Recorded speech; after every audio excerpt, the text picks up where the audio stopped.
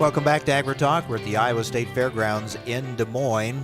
Hard to believe this will be the 25th World Pork Expo. Doesn't seem that long ago I was covering the very first one, and many of those 25 I've attended over the years. Wow, has the industry ever changed in those 25 years? World Pork Expo has reflected those changes, but it's still very much the showcase for the pork industry. This year, the expo will showcase a brand new general manager, her very first Expo as general manager, but not her first World Pork Expo. Alicia Irlbeck joins us.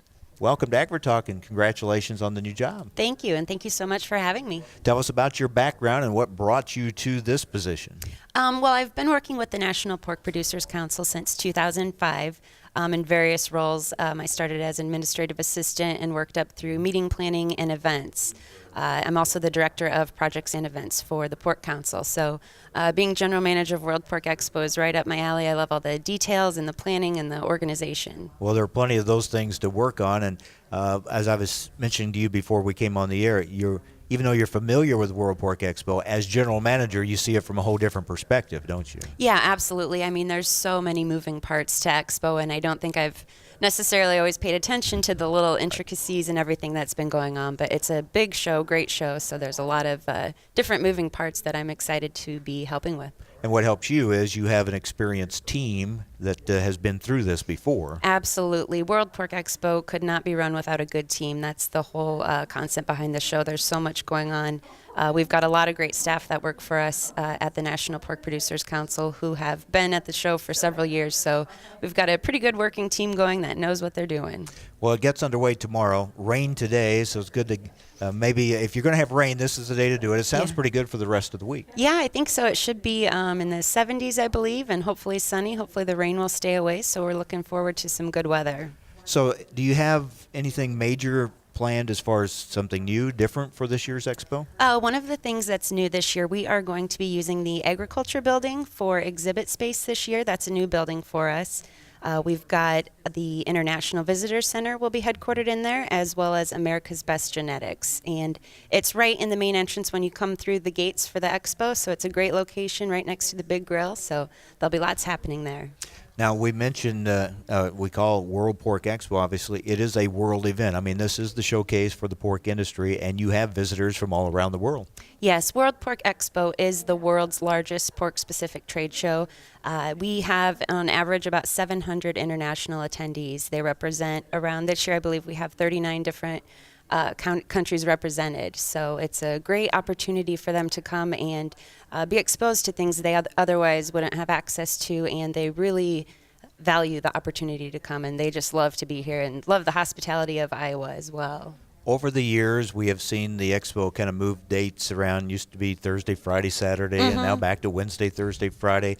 You've kind of settled on this for now. Why this time? Why these 3 days? It works well for both the exhibitors and the attendees. During the summer, everyone's weekend holidays get so busy, schedules and stuff. So for us, it seemed like the best fit for both the exhibitors and the attendees to really make an event out of this, to come to different meetings and make it part of their job and their industry. So it seems to work well. Huge exhibitor turnout every year. Do you have another large exhibit area this year? Yes, we're actually, with using the agriculture building, we're utilizing more exhibit space than we have in the past. And we've got over 400 exhibitors that will be displaying their new products during the show. So the attendance has been great for exhibitors. And still have shows, and the hog shows that go on during the course of Expo? Yep, the Junior National Swine Show is a huge part of Expo. That show has continued to increase in numbers throughout the past years. Last year they had a 25% increase from the year before. This year their numbers are up again. We're expecting over 2,500 hogs to come for that show. I mentioned over the years, the 25 years, this industry has done a complete change. I mean, it's you can hardly recognize the industry today as compared to what it was 25 years ago. So Expo reflects that, but it's still that showcase for both the latest in technology and products and services, as well as the different breeds with their shows and things like that. And it is also a showcase for the product itself, the big grill, for example.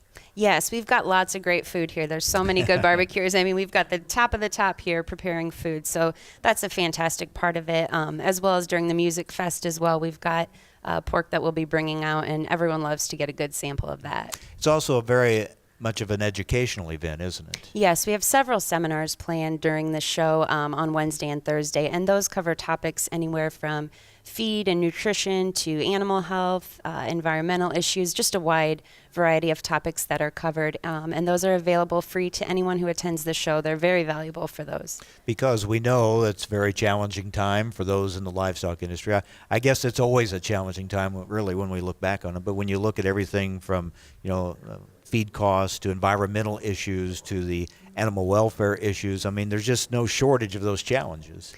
There isn't. And every year it's something new. There's always a new issue or topic that comes up. And that's why at the World Pork Expo, it's a fantastic opportunity for those attendees to learn the latest information, talk to the scientists, talk about it with their other fellow producers and get the feedback from everyone so they can really get valuable information they can take back with them. We'll be talking about some of those issues with Dr. Liz Wagstrom, Chief Veterinarian for the National Pork Producers Council, in the second half of our program today. Right now we're talking with Alicia Irlbeck, the new General Manager for World Pork Expo, here on this day before World Pork Expo kicks off at the Iowa State Fairgrounds in Des Moines. The show is focused, of course, for producers and that education and information, but also it's a showcase for the general public and to let them know, enjoy the great taste of pork, but also to assure them about how that product is produced as well.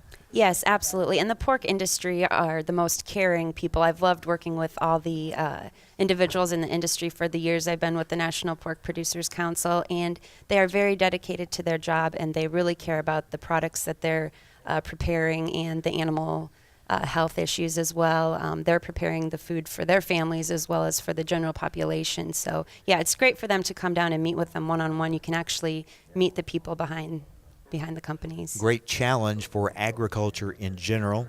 In this case, pork producers in particular, we focus on this week, is how to communicate to consumers, how to tell them their story about why they use certain practices, how they take care of their animals, things like that. That's become as big a challenge as any that those in agriculture have today. Yes, it's something that the industry strives. We want to be very open with what we do and explain the reasons behind what we do. Everyone cares so much for this industry and has really invested, their time and their energy, and they really want to produce good, safe products for the world. How many people do you anticipate or how many do you hope for? Do you have kind of a goal? Yeah, we hope for, throughout the 3 days, we're hoping for around 20,000 attendees to come through the gates. That's a pretty accurate number of what we've had in the past. So as long as the weather cooperates and travel plans allow, we hope to see that many again. Yeah, weather hasn't cooperated for a lot of things this Yeah. spring, but maybe it will for coming to a show like this. You mentioned the international visitors. As far as here in the United States, how big an area do you usually draw from as far as attendees? Pretty much all of the U.S. The Midwest is obviously a huge area for pork production, but I mean, we get individuals from California, the East Coast, pretty much the whole country. Still having the barbecue contest? We don't do the barbecue also. No, we don't do that anymore, but don't worry, there's plenty of pork that you can find around, so that won't be an issue. Which I will take full advantage of, and really looking forward to that. And then on top of all this, not that you don't have enough going on, but you're going to get married at the end of the month, so you're going to throw in a wedding as well, right? Yep, might as well add one more thing to the pile. Well, I know others have suggested this, but you could have just done it right here, like on that stage, and made it an event, have, served the pork chops and everything else, right? Yeah, many people have suggested that, but I already had my date booked, so. I understand.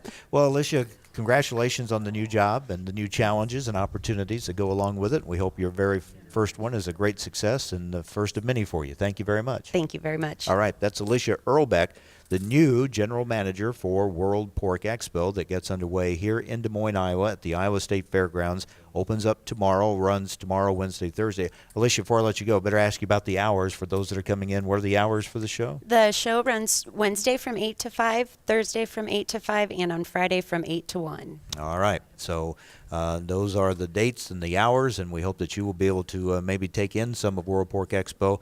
A lot to see and do here. Coming up in the second